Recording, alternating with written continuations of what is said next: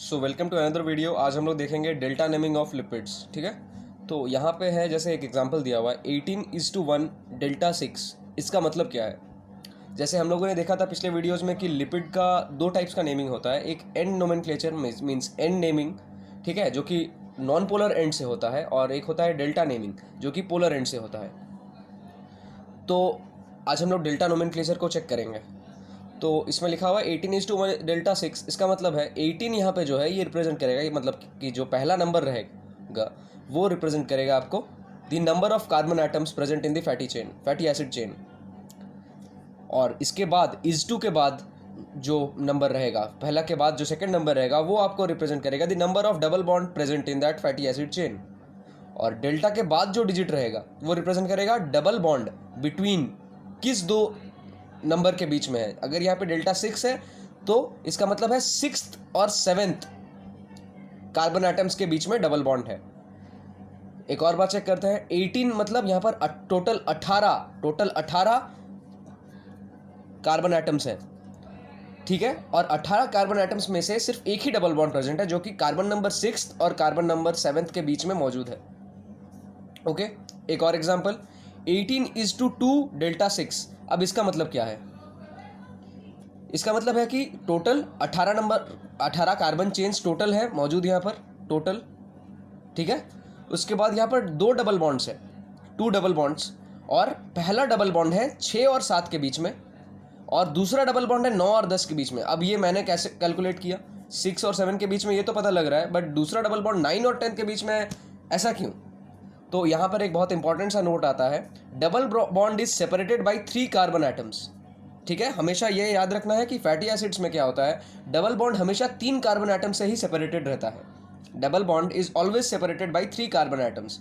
मतलब पहला double bond अगर 6 और 7 के बीच में है तो दूसरा जो डबल बॉन्ड रहेगा वो 6 से और 3 ज़्यादा, मतलब 7, 8, 9, मतलब दूसरा जो डबल बॉन्ड रहेगा वो 9 और 10 के बीच में रहेगा। 6 से 3 ज़्यादा मतलब 9। सो ये रहा एक एग्जाम्पल।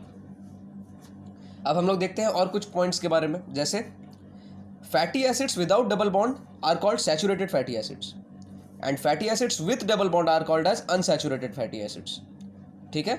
और पिछला क्लासेस में हम लोगों ने देखा था कि डबल बॉन्ड की वजह से फैटी एसिड्स में किंक आ जाते हैं।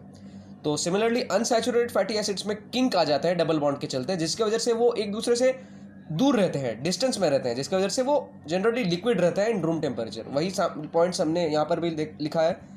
In room temperature unsaturated fatty acids example oil remain in liquid form. क्यों? क्योंकि डबल बॉन्ड के चलते किंक्स आ जाते हैं। किंक मतलब एक तरीके का बेंडिंग इन स्ट्रक्चर, बेंट स्ट्रक्चर, जिसकी वजह से वो दूर रहते हैं एक एटम दूसरे एटम से, जिसकी वजह से वो साथ में नहीं आ पाते हैं और वो लिक्विड रहते हैं इन रूम टेम्परेचर। अब but saturated fatty acids remain in solid state at room temperature, ठीक है। Saturated fatty acids room temperature में सॉलिड फॉर्म में रहते हैं। So that's all about these points, take a note of it. तो अब हम लोग कुछ और पॉइंट्स पर भी नज़र डाल लेते हैं। तो यहाँ पर क्या लिखा हुआ है? Normally carbon to carbon bond, मतलब एक कार्बन से दूसरा कार्बन फिर तीसरा कार्बन, जो ये बॉन्ड रहेगा in fatty acids are joint in a cis conformational form. अब सिस कॉन्फॉर्मेशन क्या होता है वो मैंने पहले वीडियो में भी आपको बताया था कि अगर इस तरीके से कार्बन और कार्बन के बीच में बॉन्ड है तो अगर ऊपर वाला जो ग्रुप है इसका एक फंक्शनल ग्रुप रहेगा और दूसरा कार्बन का भी अगर फंक्शनल ग्रुप, दोनों अगर सेम साइड में है, या तो दोनों ऊपर की तरफ रहेगा या तो दोनों नीचे की तरफ रहेगा। अगर सेम साइड में है तो इसको बोलते हैं सिस फॉर्म। और अगर इस तरीके से अगर डबल बॉन्ड है, अगर पहला कार्बन का जो ग्रुप है ये ऊपर की तरफ है और दूसरे वाले का ग्रुप अगर नीचे की तरफ है तो इसको बोलते हैं ट्रांसफॉर्म। देखिए डिस्टेंस बढ़ गया दोनों के बीच में, तो अब यहाँ पर स्टेरिक क्लैशेस नहीं हो सकते हैं, मतलब क्लैश नहीं हो पाएगा, ये इसके साथ क्लैश नहीं कर सकता, ठीक है। लेकिन यहाँ पर क्लैशेस का चांसेस बहुत ज़्यादा रहता है अगर ये ग्रुप बल्कि रहा तो, ठीक है। तो अगर सेम साइड में रहा तो उसे सिस कॉन्फॉर्मेशन बोलते हैं, और अगर अपोजिट साइड्स में रहा तो इसे बोलते हैं ट्रांस कॉन्फॉर्मेशन। तो पॉइंट्स फिर से देख लेते हैं। Normally carbon to carbon bond in fatty acids are joint in a cis conformational form, but in street food if we use the same oil for different purpose and burning the oil continuously changes cis to trans form, and this trans form is of carcinogenic nature, ठीक है।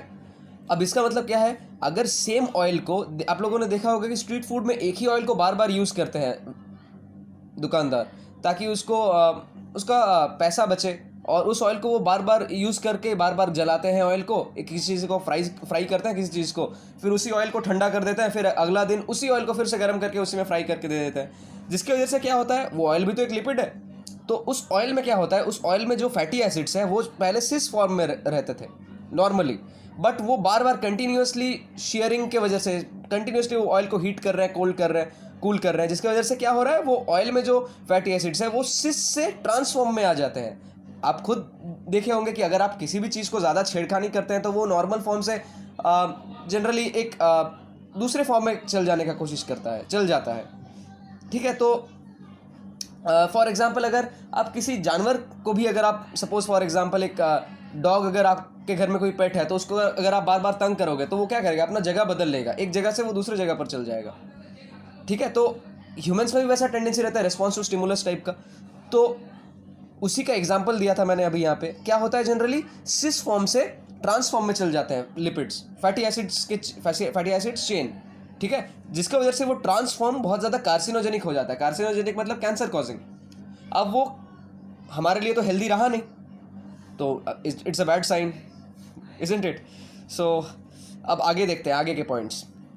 Glycerol, suppose ये एक glycerol का molecule है और इस glycerol के molecule से 3 फैटी एसिड्स जुड़े हुए हैं इस तरीके से, पहला फैटी एसिड, दूसरा फैटी एसिड्स और तीसरा फैटी एसिड, ये फैटी एसिड्स है जो 3 जुड़े हुए हैं। तो अगर एक ग्लिसरॉल मॉलिक्यूल में 3 फैटी एसिड्स जुड़े रहे हैं तो उसे हम लोग बोलते हैं टैग, ट्राई असाइल ग्लिसरॉल, जो कि ह्यूमंस में एक स्टोरेज लिपिड की तरह यूज़ किया जाता है। स्टोरेज लिपिड मतलब कि वो स्टोर्ड रहता है और एक रिजर्व फूड मटेरियल की तरह काम करता है, ठीक है। तो glycerol is connected by ester bond to the fatty acids, मतलब ये फैटी एसिड के साथ जो ये ग्लिसरॉल का मॉलिक्यूल जुड़ा हुआ है तीनों के साथ, ये जो बॉन्ड्स आपको दिख रहे हैं इसे हम लोग बोलते हैं ईस्टर बॉन्ड। यही चीज़ यहाँ पर लिखा हुआ है, ये बॉन्ड ये बॉन्ड ये बॉन्ड, ये तीनों का तीनों ईस्टर बॉन्ड है। क्यों? क्योंकि ये ग्लिसरॉल को फैटी एसिड के साथ जोड़ रहा है, ठीक है। तो have a note of it. तो अब हम लोग देख लेते हैं लिपिड्स के क्लासिफिकेशन के बारे में। तो lipids are generally of 2 types, पहला है स्टोरेज लिपिड्स और दूसरा है मेम्ब्रेन लिपिड्स। स्टोरेज लिपिड्स में क्या होता है कि वो लिपिड्स जनरली स्टोर हो जाते हैं as a form of reserve food material in the form of oil droplets in the adipose tissues in humans, ठीक है। ह्यूमंस में एडिपोज टिश्यूज में वो ऑयल ड्रॉपलेट्स के फॉर्म में स्टोर हो जाते हैं और एक रिजर्व फूड मटेरियल की तरह यूज्ड अप होते हैं, ठीक है। जिसका एग्जांपल है टैग, ठीक है, ट्राईएसाइल ग्लिसरॉल, जैसे हम लोगों ने देखा था कि एक ग्लिसरॉल मॉलिक्यूल के साथ 3 फैटी एसिड्स के चेन जुड़े हुए हैं बाई ईस्टर बॉन्ड, इस तरीके से तीनों फैटी एसिड के चेन और ये ग्लिसरॉल का मॉलिक्यूल, ठीक है। अब दूसरा क्लासिफिकेशन है मेम्ब्रेन लिपिड्स, जो कि फॉस्फोलिपिड बाइलेयर को बनाने में हेल्प करता है। जनरली हम लोग देखते हैं कि सेल में जो प्लाज्मा मेम्ब्रेन रहता है, सेल मेम्ब्रेन, वो फॉस्फोलिपिड बाइलेयर रहता है, तो वो इस तरीके का दिखता है कि नहीं, ऐसा एक मॉलिक्यूल और इस तरीके का 2 चेन। तो जस्ट उसी को मैंने दिखाने की कोशिश किया है यहाँ पर। तो जनरली क्या होता है कि membrane lipids are charged and polar, charged भी होते हैं और वो पोलर भी होते हैं, ठीक है। अच्छा, यहाँ तक तो हो गया। अब हम लोग देख रहे हैं मेम्ब्रेन लिपिड्स के भी सब टाइप्स। तो मेम्ब्रेन लिपिड्स जो कि चार्ज और पोलर होते हैं, इसके भी 2 सब टाइप्स होते हैं, एक है फॉस्फोलिपिड्स और दूसरा है ग्लाइकोलिपिड्स। अब फॉस्फोलिपिड्स के भी सब टाइप्स है, ग्लिसरोफॉस्फोलिपिड्स, पीएल मतलब फॉस्फोलिपिड्स, ठीक है, ग्लिसरोफॉस्फोलिपिड्स एंड स्फिंगोलिपिड्स, ठीक है। ग्लाइकोलिपिड्स के भी सब टाइप्स होते हैं जिससे हम बोलते हैं ग्लाइकोस्फिंगोलिपिड्स। तो एक और बार देख लेते हैं मेम्ब्रेन लिपिड्स के फॉस्फोलिपिड्स और ग्लाइकोलिपिड्स, फॉस्फोलिपिड्स के ग्लिसरोफॉस्फोलिपिड्स एंड स्फिंगोलिपिड्स और ग्लाइकोलिपिड्स के glycosphingolipids. So have a note of it. आगे बढ़ते हैं। तो अब हम लोग देख लेते हैं स्टोरेज लिपिड के स्ट्रक्चर्स के बारे में, मतलब स्ट्रक्चर के बारे में देख लेते हैं किस तरीके से वो ड्रॉ करेंगे हम लोग, ठीक है। तो ग्लिसरॉल का क्या होता है बैकबोन, CH2OH, मतलब कार्बन और 2 हाइड्रोजन, फिर उसके बाद CHOH और उसके बाद फिर से CH2OH, ठीक है। तो ये है ग्लिसरॉल का मॉलिक्यूल, एक ग्लिसरॉल का मॉलिक्यूल। अब उसके साथ हम लोग 3 फैटी एसिड्स के चेन जोड़ेंगे, तभी जाके वो ट्राई एसाइल ग्लिसरॉल बनेगा। ट्राई मतलब 3, एसाइल ग्लिसरॉल मतलब टैग, जो कि एक स्टोरेज लिपिड, ठीक है। तो यहाँ पर पहला चेन है OH, C double bond O R-, ठीक है, ये एक फैटी एसिड का चेन है। Second fatty acid chain same structural formula तो वही रहेगा, बस चेंज होगा आपका R ग्रुप में, मतलब एल्काइल ग्रुप, ठीक है, R-। उसके बाद तीसरा वाला में R-, खाली आपका R ग्रुप में ही चेंजेस आ रहा है, ठीक है। बाकी स्ट्रक्चरल बैकबोन जो है वो फैटी एसिड्स के सेम है, OH और C डबल बॉन्ड हो, ठीक है। इसके साथ जब हम लोग ग्लिसरॉल के एक मॉलिक्यूल के साथ जब हम लोग 3 फैटी एसिड्स के चेन जोड़ रहे हैं, यहाँ से H2O बाहर हो जाएगा। H2O के मॉलिक्यूल बाहर होंगे, जहाँ कहीं भी आमने सामने 2 हाइड्रोजन और 1 ऑक्सीजन आ जाए वहाँ से H2O बाहर हो जाएंगे। सिमिलरली इधर से भी H2O बाहर हो जाएगा और यहाँ से भी H2O बाहर हो जाएगा, ठीक है। और H2O जैसे ही बाहर होता है, जैसे यहाँ पर अगर टोटल देखें तो हम लोग 3 मॉलिक्यूल ऑफ H2O बाहर हो जा रहे हैं, और फिर यहाँ पे ईस्टर बॉन्ड के साथ ये वाला फैटी एसिड इधर जुड़ जा रहा है, सेकेंड वाला फैटी एसिड ईस्टर बॉन्ड से इधर जुड़ जा रहा है और तीसरा वाला इधर जुड़ जा रहा है, ठीक है। अब उससे क्या बन रहा है, ट्राई एसाइल ग्लिसरॉल, ठीक है। अब आगे देखते हैं ग्लिसरोफॉस्फोलिपिड्स के बारे में कि ग्लिसरोफॉस्फोलिपिड्स क्या होता है। ग्लिसरोफॉस्फोलिपिड्स में भी ग्लिसरॉल के ही बैकबोन रहता है, ठीक है, सेम इसी तरीके का बैकबोन रहेगा। और उसके साथ जैसे ट्राइएसाइल ग्लिसरॉल में तीनों के तीनों फैटी एसिड जुड़ रहे थे, इधर 2 फैटी एसिड जुड़ेंगे और एक फॉस्फेट ग्रुप आकर जुड़ेगा, तभी नाम पड़ा है ग्लिसरोफॉस्फोलिपिड्स। ग्लिसरोफॉस्फोलिपिड्स इसका मतलब क्या है कि ग्लिसरॉल बैकबोन में, ग्लिसरॉल मॉलिक्यूल में 2 फैटी एसिड जुड़ेंगे और उसके साथ एक फॉस्फेट जुड़ेगा, और ये तीनों के तीनों ईस्टर लिंकेज होगा। ये जो तीनों बॉन्ड्स आपको दिख रहा है, ये तीनों का तीनों ईस्टर लिंकेज से जुड़ेगा, ठीक है। 2 फैटी एसिड और एक फॉस्फेट, और अगर तीनों का तीनों फैटी एसिड हो जाए तो वो टैग बनाएगा, टैग कहलाएगा ट्राई एसाइल ग्लिसरॉल, जो कि एक स्टोरेज लिपिड है, ठीक है। तो have a note of it. अब इस तरीके से ग्लिसरॉल के जो मॉलिक्यूल है उसमें पहला फैटी एसिड, दूसरा फैटी एसिड और तीसरा फॉस्फेट, बस अगर यहाँ तक हम लोग देखें 2 फैटी एसिड और एक फॉस्फेट ग्लिसरॉल मॉलिक्यूल के साथ जुड़ा हुआ है, तो ये क्या कहलाएगा, ग्लिसरोफॉस्फोलिपिड। बट ग्लिसरोफॉस्फोलिपिड्स के भी तरह तरह के सब टाइप्स होते हैं, तो वो हमें कैसे पता चलेगा, जब ये फॉस्फेट के साथ एक X नाम का ग्रुप जुड़ेगा तब। अब depending on this X molecule कि ये X वाला मॉलिक्यूल क्या है, उसके ऊपर डिपेंड करके वो ग्लिसरोफॉस्फोलिपिड का टाइप डिसाइड करेगा कि वो कौन सा टाइप का होगा, ठीक है। तो phosphate gives polarity to the phospholipid. ये जो फॉस्फेट है ये फॉस्फोलिपिड को क्या दे रहा है, यहाँ तक सिर्फ फॉस्फोलिपिड है वो, ठीक है, वो फॉस्फोलिपिड को क्या दे रहा है, एक पोलैरिटी दे रहा है, ठीक है। अब on the basis of X group difference we will have different types of glycerophospholipids. मतलब अगर X सेरीन रहता है तो वो फॉस्फेटिडिल सेरीन कहलाएगा, अब X अगर कोलिन रहता है तो फिर वो फॉस्फेटिडिल कोलिन कहलाएगा, ठीक है। Have a note of it. तो अब उसी तरह अगर X इथेनॉल अमाइन है तो फिर उसका नाम हो जाएगा फॉस्फेटिडिल इथेनॉल अमाइन। अब अगर X ग्लिसरॉल बन गया फिर से, अब अगर X ग्लिसरॉल ही है तो उसका नाम हो जाएगा फॉस्फेटिडिल ग्लिसरॉल। सिमिलरली अगर X आइनोसिटॉल है तो फिर उसका नाम हो जाएगा फॉस्फेटिडिल आइनोसिटॉल, ठीक है। अब हम लोग देख लेते हैं स्फिंगोलिपिड्स के बारे में। तो स्फिंगोलिपिड्स क्या होता है, sphingosine backbone and not glycerol. Sphingolipids में स्फिंगोसिन का बैकबोन होता है। जैसे अभी तक हम लोगों ने ग्लिसरॉल का बैकबोन देखा था, CH2OH, CHOH और CH2OH, वैसे ना होकर अब स्फिंगोसिन बैकबोन रहेगा, ग्लिसरॉल नहीं रहेगा। तो स्फिंगोसिन का बैकबोन इस तरीके का होता है, OH CH single bond CH double bond CH single bond CH2 hold 12 times, फिर उसके बाद सिंगल बॉन्ड CH3। अब ये जो पहला वाला, ये जो आपने देखा, इसको जो मैंने इसको कवर किया है, ये पूरा पूरा हाइड्रोकार्बन है। सेकेंड वाला में CH, फिर NH3+, ये इसमें NH3 ग्रुप आप लोग को दिख रहा होगा, ये देखिए NH3+, ठीक है, CH के साथ। और इधर जो है CH थर्ड वाला CH2OH, ये थर्ड नहीं एक्चुअली, ये फर्स्ट है, फर्स्ट सेकेंड थर्ड, नीचे से हम लोग 1 2 3 जाते हैं, ठीक है। तो सेकेंड में आपका NH3+ ग्रुप है, थर्ड में आपका हाइड्रोकार्बन है, और फर्स्ट में आपका OH ग्रुप है। OH मतलब अल्कोहल ग्रुप। तो पहला कार्बन में क्या है, OH ग्रुप, दूसरा कार्बन के साथ क्या जुड़ा हुआ है, NH3+ ग्रुप, और तीसरा कार्बन के साथ क्या जुड़ा हुआ है, तीसरा का पूरा हाइड्रोकार्बन है, ठीक है। तो have a note of it. तो हम लोगों ने देख लिया था कि ये स्फिंगोसिन का स्ट्रक्चर है, स्फिंगोसिन का बैकबोन है, स्फिंगोसिन का स्ट्रक्चर, ठीक है, जहाँ पर सेकंड वाले कार्बन पर रहता है NH3 ग्रुप और फर्स्ट वाले कार्बन पर रहता है OH ग्रुप, और पहला थर्ड वाला जो कार्बन है वो पूरा का पूरा हाइड्रोकार्बन का चेन है, ठीक है। सो यहाँ पर क्या लिखा हुआ है, here we can add fatty acid to only carbon number 2। मतलब ये जो दूसरा वाला कार्बन एटम है, दूसरा वाला कार्बन का जो ये चेन है, इसमें NH3 ग्रुप के साथ हम लोग फैटी एसिड को सिर्फ दूसरे वाले कार्बन के साथ ही जोड़ सकते हैं, दूसरे वाले चेन में, पहला और तीसरा में नहीं जोड़ सकते, क्योंकि तीसरा वाला में तो ऑलरेडी जुड़ा हुआ है हाइड्रोकार्बन चेन, ठीक है। तो दूसरे वाले में ही सिर्फ हम लोग फैटी एसिड का चेन जोड़ सकते हैं एट कार्बन नंबर 2, ठीक है, because C1 already have a hydrocarbon tail, ठीक है, that acts like fatty acid. C1 नहीं, एक्चुअली यहाँ पर C3 होगा, C3 मतलब ये ऊपर वाले कार्बन का बात क्या करा जा रहा है यहाँ पर जो कार्बन का चेन है ये ऑलरेडी एक हाइड्रोकार्बन का ही चेन है, यहाँ पर C1 नहीं C3 होगा, ठीक है C3।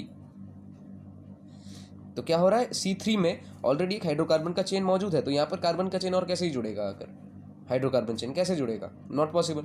सो दूसरे वाले कार्बन के चेन पे ही हम लोग एक हाइड्रोकार्बन का फैटी एसिड का चेन जोड़ सकते हैं, ठीक है।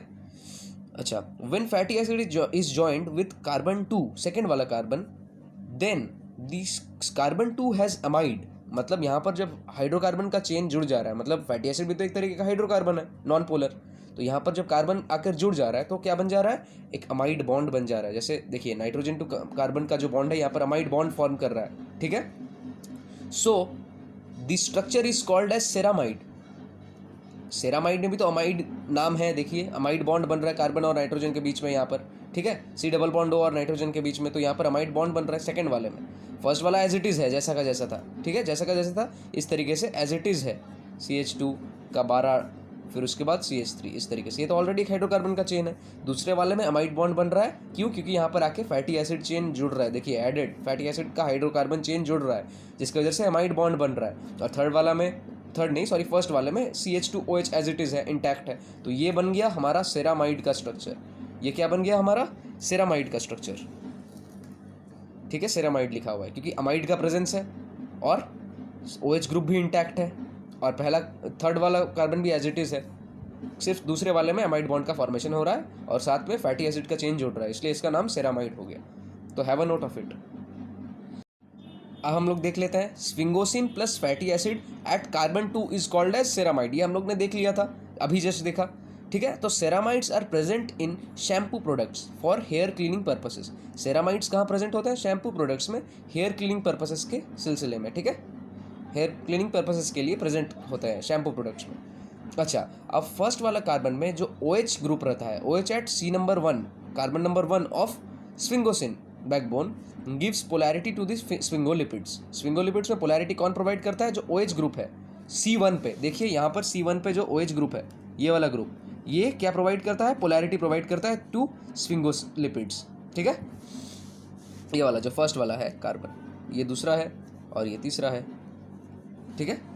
अच्छा, अब हम लोग देख लेते हैं कि अब जो स्फिंगोलिपिड्स हैं, ठीक है, स्फिंगोलिपिड्स में भी अलग अलग टाइप के स्फिंगोलिपिड्स होंगे on the basis of OH जो ग्रुप था यहाँ पर, उसमें से H हट जाएगा और O के साथ एक X ग्रुप जुड़ेगा। देखिए इस तरीके से, फर्स्ट वाला एज इट इज, थर्ड वाला एज इट इज है, सेकेंड वाला में फैटी एसिड आकर जुड़ गया है, और फर्स्ट वाला जो है इसमें OH के जगह O के साथ एक X ग्रुप जुड़ रहा है। So depending on X different types of sphingolipids can be formed. मतलब अगर X यहाँ पर फॉस्फोकोलिन रहा तो कौन सा स्फिंगोलिपिड बनेगा, स्फिंगोमाइलिन। और स्फिंगोमाइलिन कहाँ रहता है, न्यूरॉन्स के मेम्ब्रेन में पाया जाता है, ठीक है। एक और बार रिपीट करता हूँ, थर्ड वाला जो है कार्बन का चेन वो हाइड्रोकार्बन एज इट इज रहेगा, दूसरे वाले में फैटी एसिड भी जुड़ गया और यहाँ पर अमाइड बॉन्ड का भी फॉर्मेशन हुआ, ठीक है।